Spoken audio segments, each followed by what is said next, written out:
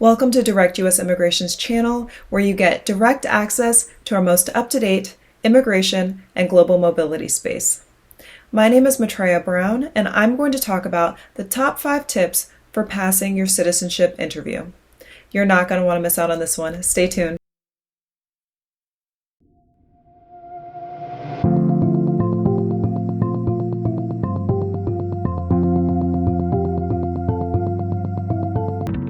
Thanks for tuning in. My name is Maitreya Brown, and I am a U.S. immigration attorney based in Washington, D.C.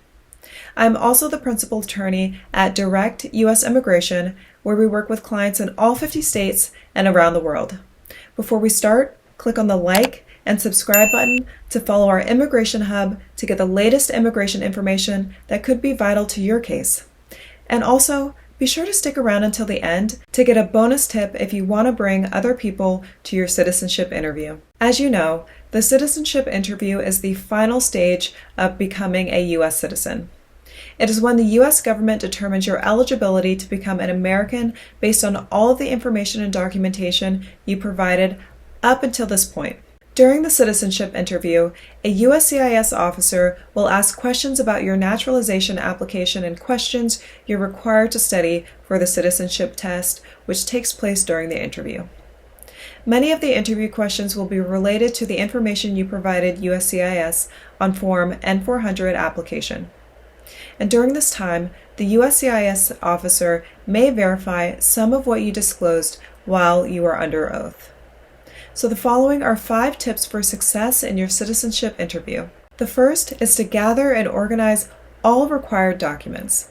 So it is important to have all required documents with you at the interview, or you risk delay by requiring the officer to issue a request for evidence to submit the evidence later, or having your citizenship application denied. Required documents include the following: your green card, passport, birth certificate, court disposition if applicable, state ID, tax return, any re-entry permits, marriage and/or divorce certificates, and any other documents that the immigration officials ask you to bring in your appointment letter. So double check the letter to ensure that you have all documents and organize them so that you can easily access them when the officer asks. You do not want to delay time searching for documents during the interview.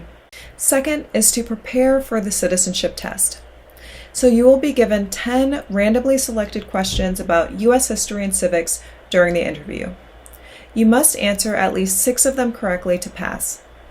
Before you attend your citizenship interview, you must study for those questions because many of them are a matter of memorizing facts, important dates about the U.S. government, U.S. history, and key historical figures.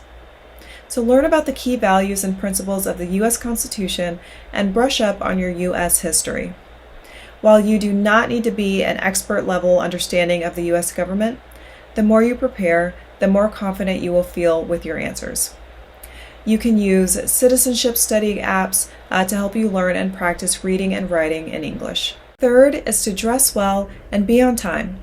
So although it does not directly impact your citizenship eligibility, how you dress can show that you take the interview seriously and can make a positive impression.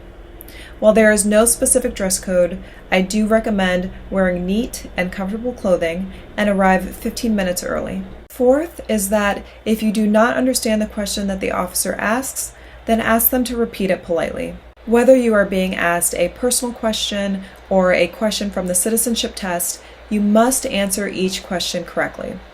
If you cannot hear the officer or understand the question, ask them to repeat it slowly and politely instead of attempting to answer. So you are more likely to be successful if you have a handle on every question and can answer it honestly and accurately.